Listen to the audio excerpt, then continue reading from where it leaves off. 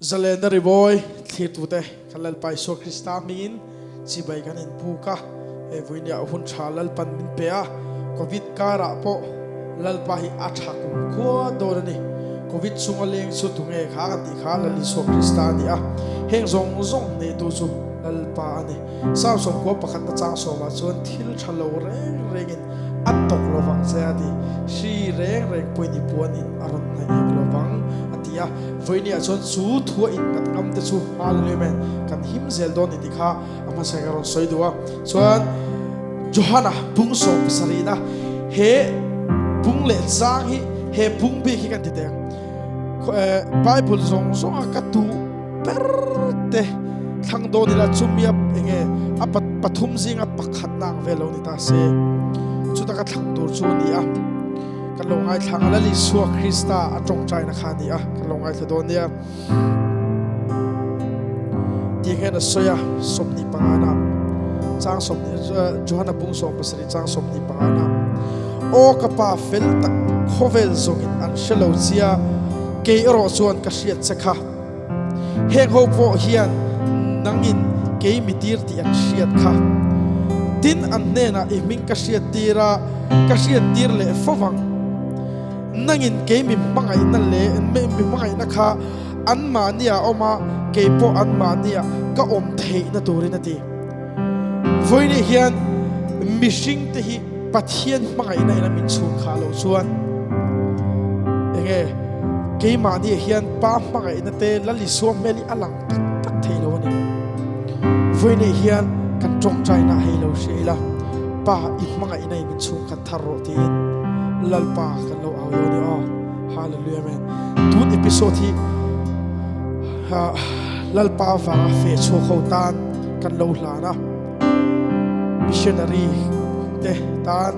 khoi muna missionary te tan po khovel zong zong missionary te tan abikin so te tan kan ron hlana ni kha ama sai karon soidua Lalpa'n awmpui chenga lalpa mai na chuan hallelujah a hruai zelang se u tikha karon soidu ni voini hen hela ama sapel kan lo shelawani bon kan trong china kan lo mang do ni o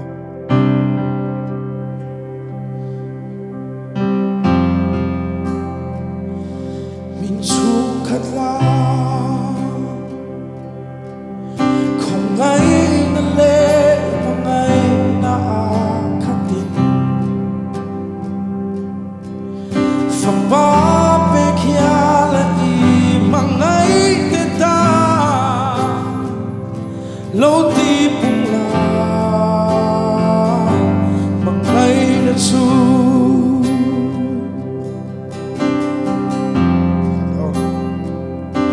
min chung khatla không ngay na le không ngay na khatin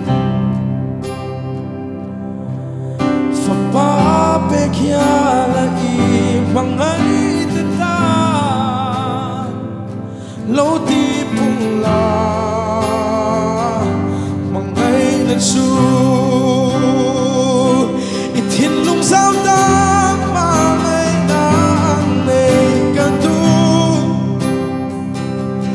thu ta châu mua xoan som ti để tu chu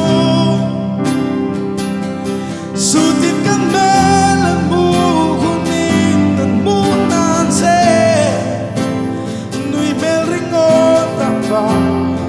mang ngay an sia thei na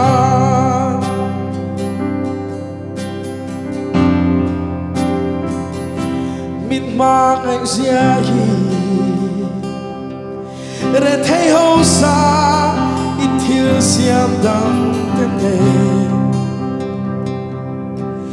phim khur ta ka min din dan zong te hi ato pa soan ifa te ve kan lo ni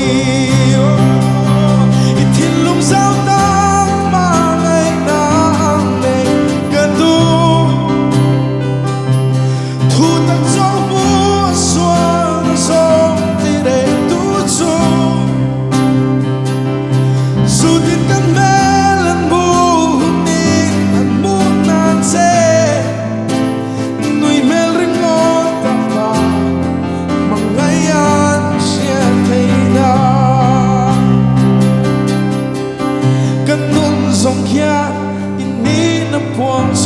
se ima ngai na to ngai lo mak tak ne kanun zong hian ni na puan chuang se imoi ziale I fel na zong zong ne kanun zong hian ni na puan chuang se ngai na to ngai lo mak tak ne kanun zong hian ni na puang chuang se imoi ziale fel na zong zong ne hallelujah imoi ziale fel na zong zong ne itilum zau ta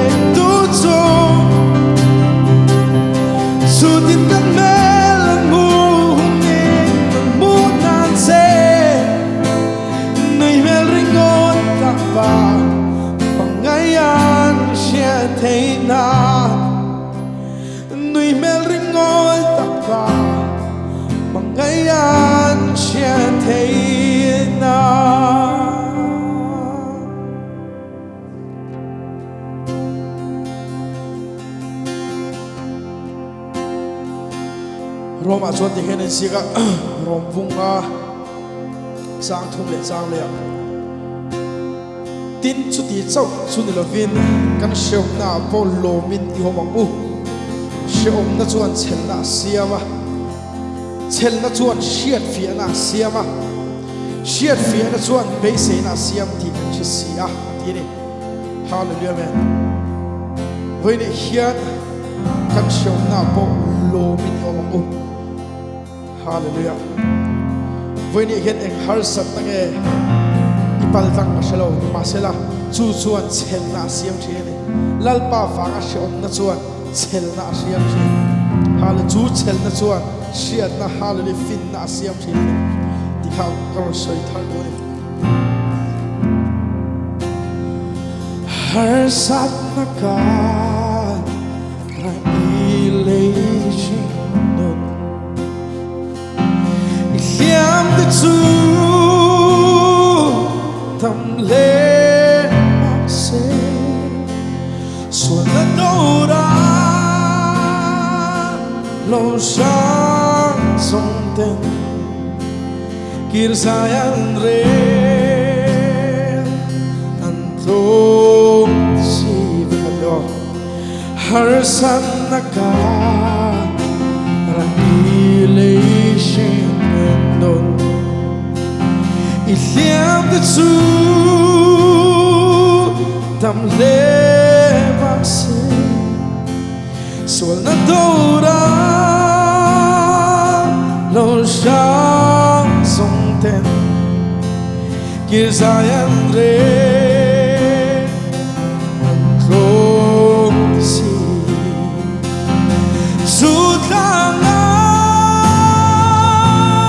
chuan han sola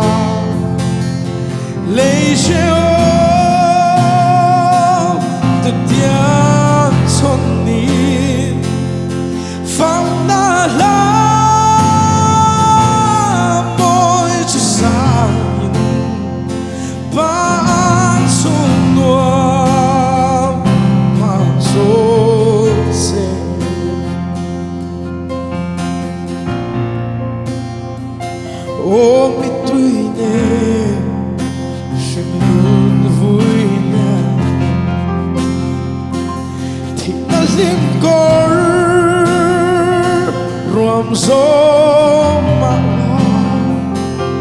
faklasa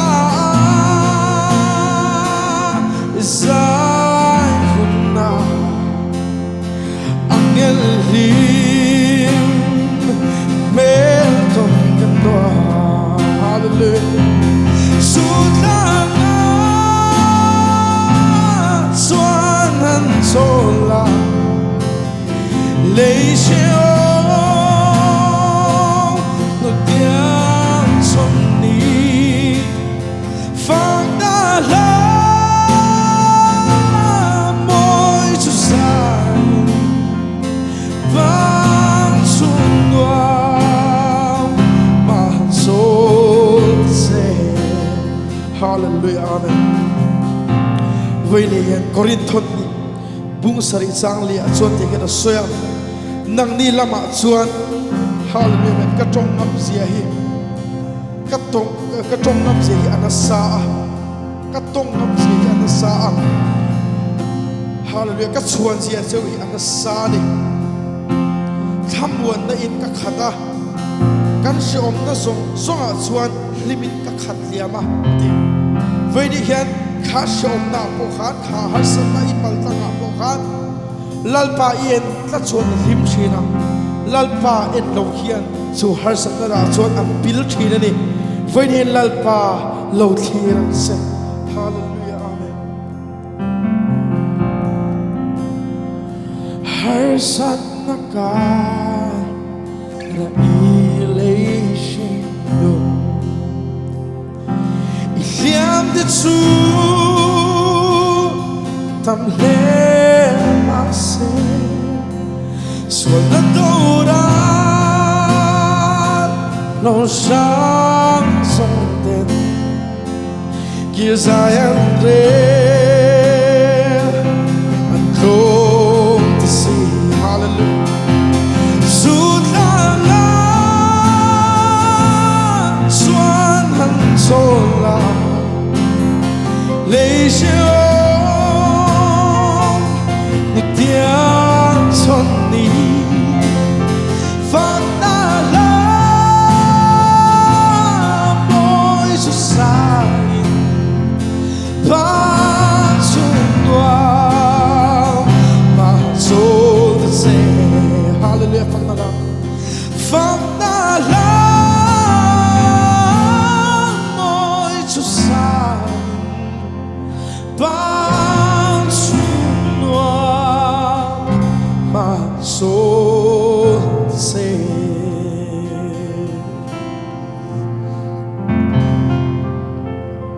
FCC bung ruka chuan so pathuma chuan te kian sila so palia chuan kan phuan te ti sa le ti sen ati silo lal na tele thu nei na tele he thim sunga ro khovel ro re tu tele van puna tharau so lo mo te tharau so ho te opte tharau so ho te an ni zo ke tia chu wang ni chalo ba so in do so na tur le in ti zo vek nu po in ti na tur in pathian ral thong fam kim suwa in thuam ro atia hallelujah Vayne hian kan mi ring tu te na kan do su mi sing hi ni no wa hemi kan ni nge kan ne ka na ti te yin ni lo wa kan do su tharau so ho te ne vana mo lal na te le thu nei na te mo he thim chunga ro rel tu te khan ni ani Vayne hian thi sena tlan to ini chuan chu i ma chon ngal fanin do na itel la kan ni kha karon sel tu se ni hallelujah Sana lo theng me ke muang lo vin beiru Zam la vin soal tim mi to na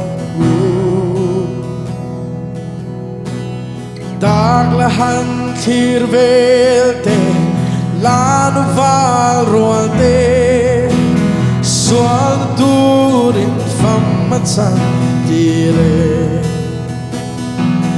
Ne na buang soal ru lali swam swani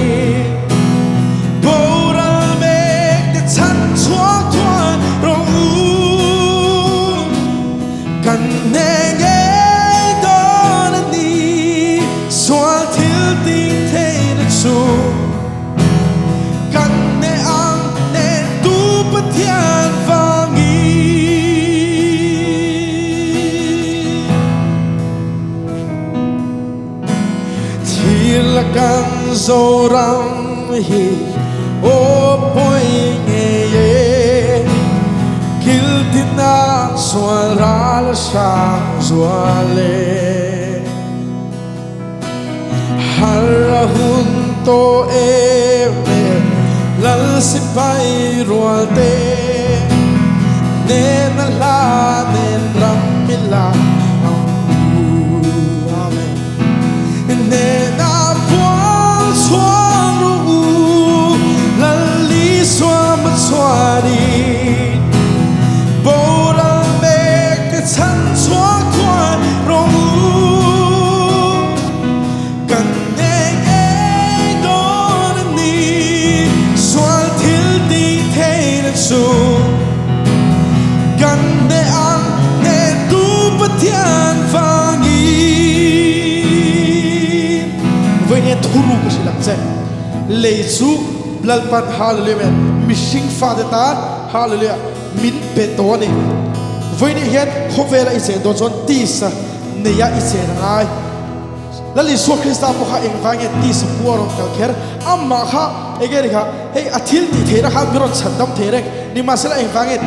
tisa kher aron kal kha suan hallelujah hallelujah khovel chu tisa mi de tan egera mishing fa de tan pathian in lo tek to wangani voini en tharau enge tharau sual te hian khovela an hi enge kha dan pela ni ani ta ka chuan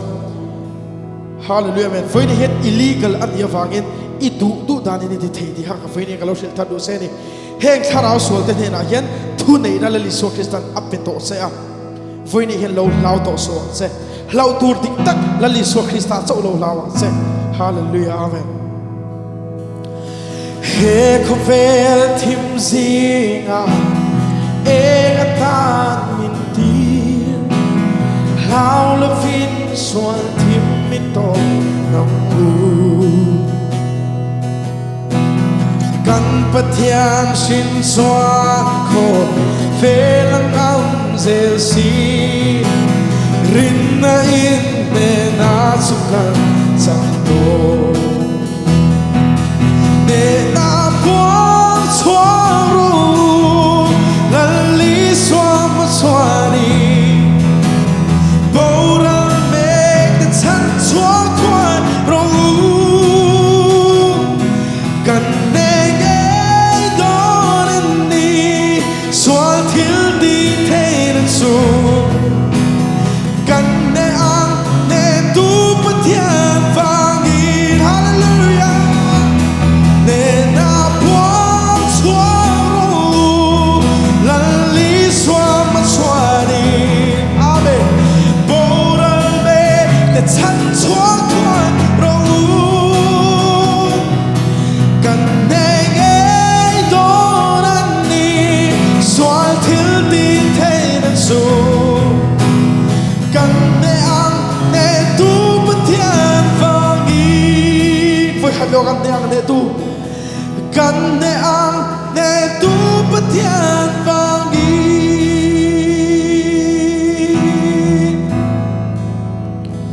hallelujah lalpa long thu kan chin sia tu na lalpa kan u nau te un sang sang nang marong bola om te lalpa kan lo chong trai sakani voini hian I tharavin lalpa iti sak thar lalpa ka lo dila lalpa thil ti theina in voini chang hian lalpa rong lo pol ro se lalpa hallelujah men he khovela lalpa marka bung som baruka soyang khan dam lo te tu dam ula hallelujah men hallelujah lalpa dam lo te chunga kun an dam zelang ti te hallelujah lalpa voini hian chung zong lalpa nang ma na itiam kha an ne na lo thlok se voini hian lalpa an ma ania ida to awangin le hoi se ta an lo man so te to ring lo ti sake ro pui na song sok kan lan se a kan fakat se la li so krista mingin ne na lo thu kan se amen zavai mang cha vekule